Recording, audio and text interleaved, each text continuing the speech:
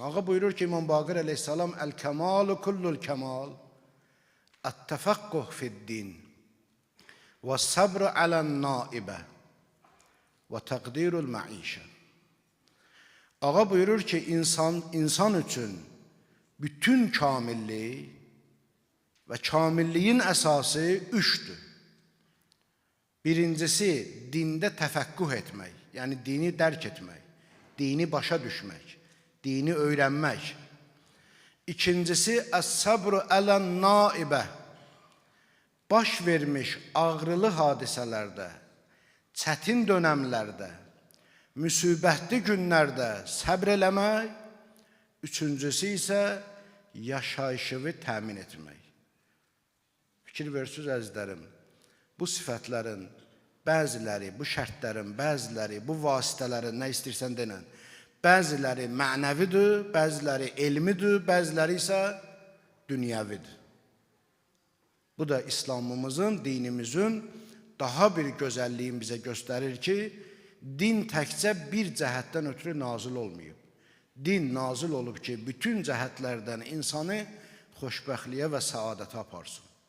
Ona görə məbus olan, göndərilən əziz Peyğəmbərimiz sallallahu aleyhi və alihi və səlləmin birinci sözü bundan ibarət idi ki, لَقَدْ زِئْتُكُمْ بِخَيْرِ الدُّنْيَا وَالْآخِرَةِ. Mən sizin üçün dünya və axirətin ən xeyirlisini gətirmişəm. Fikir ver sözə. Demir dünya üçün xeyirlisini gətirmişəm. Demir təkcə axirət üçün xeyirlisini gətirmişəm. Mən sizin üçün dünya və axirətin ən xeyirlisini gətirmişəm. Ona görə İmam Baqir əleyhissalam da çox mükəmməl şəkildə buyurur ki, insan üçün kamilliyin zirvəsinin üç şərti var. Birincisi təfəqqüh fid-dindir ki, bu elmi məsələdir. Dini öyrənmə, dini dərk etmək, dini başa düşmək. İkincisi əs-sabr ələn-naibə, bu mənəvi məsələdir. Müsibətlərə səbr eləmək, ağrılı hadisələrə səbr eləmək, çətinliyə səbr eləmək. Çünki həyat həmişə insan üçün eyni qaydada davam eləmir və eləyə də bilməz. Həyatın enişi var, yoxuşu var.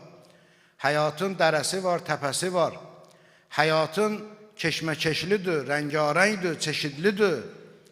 Bir növdür, bir qisimdir.